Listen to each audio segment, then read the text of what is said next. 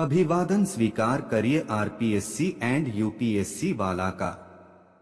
जिन्होंने अभी तक सब्सक्राइब नहीं किया वो सब्सक्राइब कर ले। आज के क्वेश्चन एक अंतर्राज्यीय परिषदों का निर्माण स्रोत है। अ संवैधानिक, बी संसदीय कानून, सी नीति आयोग की अनुशंसा, डी मुख्यमंत्री सम्मेलन द्वारा स्वीकृत संकल्प।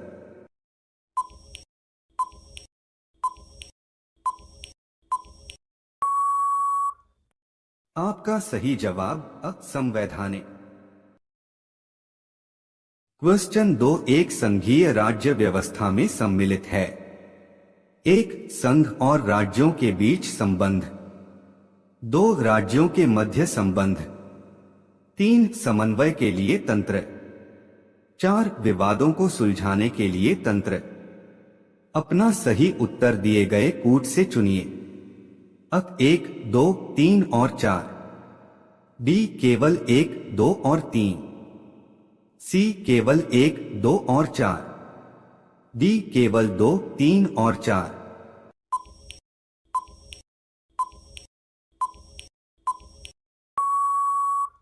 आपका सही जवाब अ एक, दो, तीन और चार। क्वेश्चन तीन क्या संविधान के अंतर्गत भारतीय संघ के राज्य विदेशी ऋण सीधे लेने की शक्ति रखते हैं? अ हां, बी नहीं, सी हां पर केवल अंतर्राष्ट्रीय संगठनों से, डी हां पर केवल भारतीय रिजर्व बैंक की अनुमति से।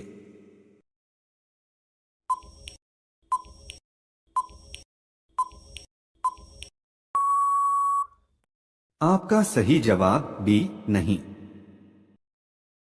क्वेश्चन चार निम्न करों में से कौन सा एक कर संघ द्वारा लगाया तथा वसूला जाता है किंतु संघ तथा राज्यों में बांटा जाता है? अ कारपोरेशन कर, बी कृषि आय के अतिरिक्त आय पर कर, सी रेलवे किराए तथा भाड़े पर कर, डी कस्टम।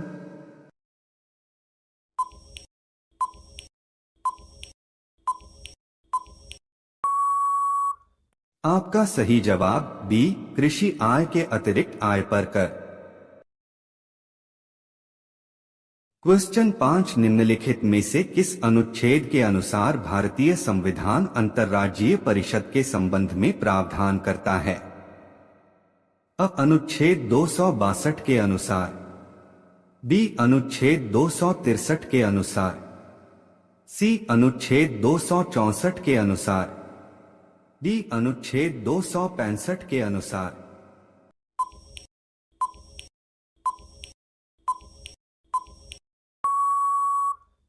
आपका सही जवाब बी अनुच्छेद 263 के अनुसार। क्वेश्चन 6 निम्न कथनों पर विचार कीजिए। भारत में वित्तीय सौदों पर स्टाम्प शुल्क एक राज्य सरकार द्वारा लगाया व वसूल किया जाता है। दो का विनियोजन संघ सरकार द्वारा किया जाता है। इन कथनों में से कौन सा से सही है? अ केवल एक, बी केवल दो, सी दोनों एक तथा दो, डी दोनों में से कोई नहीं।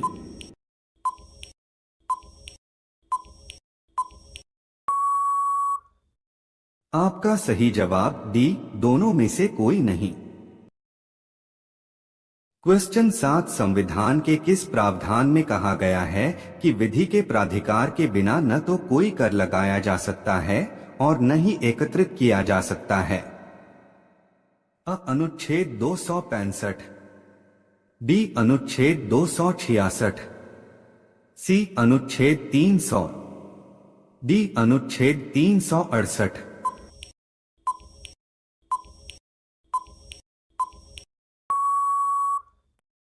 आपका सही जवाब अ अनुच्छेद 265। क्वेश्चन 8 केंद्र तथा राज्यों के मध्य शक्तियों के वितरण के लिए भारत का संविधान 3 सूचियों को प्रस्तुत करता है। निम्न में से कौन से दो अनुच्छेद शक्तियों के वितरण को विनियमित करते हैं? अ अनुच्छेद 4 तथा 5, बी अनुच्छेद 56 तथा 57, सी अनुच्छेद 141 तथा 142, डी अनुच्छेद 245 तथा 246।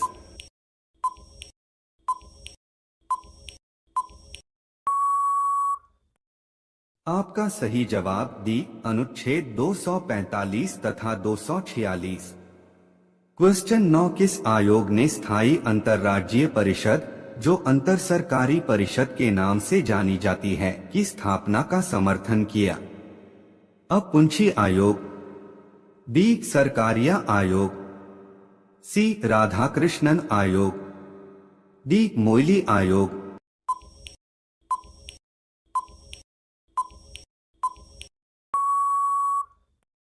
आपका सही जवाब बी सरकारिया आयोग। क्वेश्चन 10, निम्न वक्तव्यों पर विचार कर सही उत्तर का चयन कीजिए। कथन अ, केंद्र राज्य संबंधों पर पुनर्विचार की मांगे बढ़ती रही है।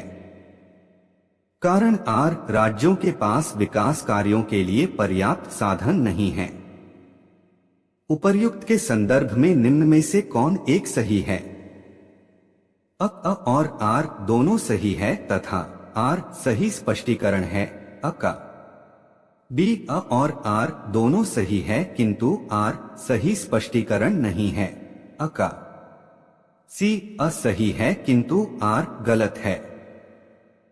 डी, अ गलत है किंतु आर सही है।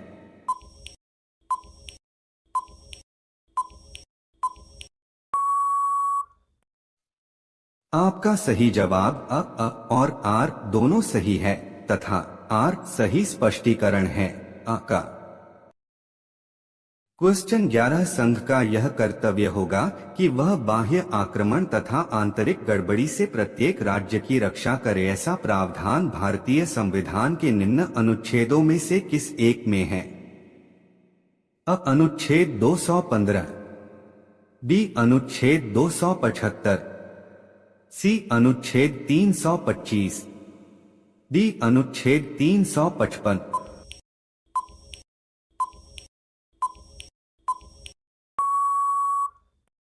आपका सही जवाब डी अनुच्छेद 355। क्वेश्चन 12, वे विषय जिन पर केंद्र व राज्य सरकारें दोनों कानून बना सकती है उल्लिखित है? अ संघ सूची में, बी राज्य सूची में, सी समवर्ती सूची में, डी अवशिष्ट सूची में।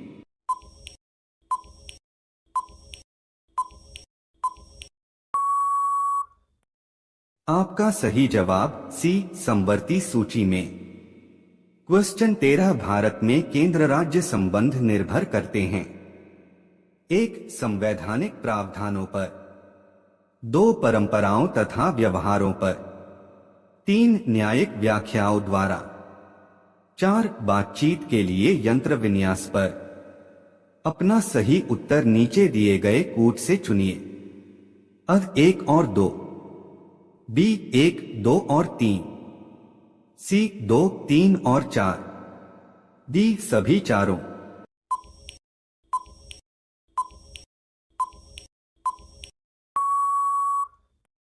आपका सही जवाब डी सभी चारों। क्वेश्चन 14, सरकारिया आयोग गठित हुआ था समीक्षा करने के लिए? अ राष्ट्रपति और प्रधानमंत्री के मध्य संबंधों की, बी विधायिका और कार्यपालिका के मध्य संबंधों की, सी कार्यपालिका और न्यायपालिका के मध्य संबंधों की, डी संघ और राज्यों के मध्य संबंधों की।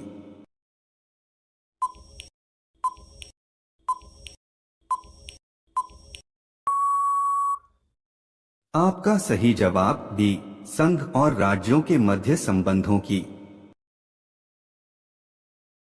क्वेश्चन 15, निम्नलिखित में से कौन भारत में संघराज्य संबंध से संबंधित नहीं है? अ सरकारिया आयोग, बी राजमन्नार समिति, सी इंद्रजीत गुप्ता समिति, डी पुंछी आयोग।